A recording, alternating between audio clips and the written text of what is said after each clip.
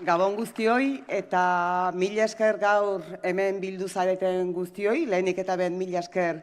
hemen zaudeten komunikabideoi, gaurko Euskal Herria Bilduren gaua jarraitzeko lanean, mila esker hona bildu zareten militante eta lagun guztioi, baina gaur hasteko lehenik eta behin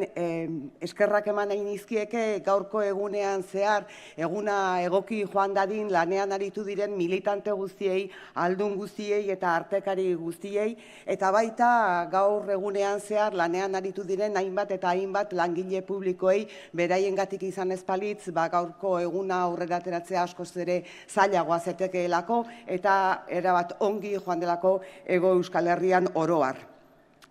Hauteskunde kanpainan zehar behin eta berriro esan izan dizuegu, aurreko hauteskunde kanpainan bezala oso sensazio onak izan ditugula, jendea oso pozik eta jendea Euskal Herria Bilduren gana hurbiltzen ari zela etengabe, eta gaur gauean ere beste horren beste esateko moduan gaude. Sensazio onak dauzkagu eta baikor gaude Euskal Herria Bilduk izango dituen emaitzei dagokionez.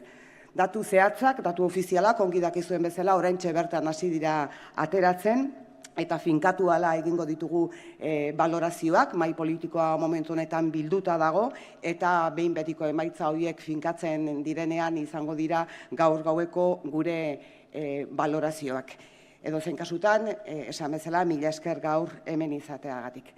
Decía que Gabón guztioi, que buenas noches a todos y a todas. En primer lugar, quiero agradecer a todas las personas que hoy os habéis reunido aquí. En primer lugar, a los medios de comunicación que durante toda la campaña habéis seguido el trabajo de Euskal Herria Bildu y también a los compañeros y compañeras, militantes y amigos que hoy os reunís aquí. Pero sobre todo quiero agradecer a las personas que hoy a lo largo del día han trabajado incansablemente para que la jornada se desarrollara sin ningún contratiempo, a todos los y las militantes, a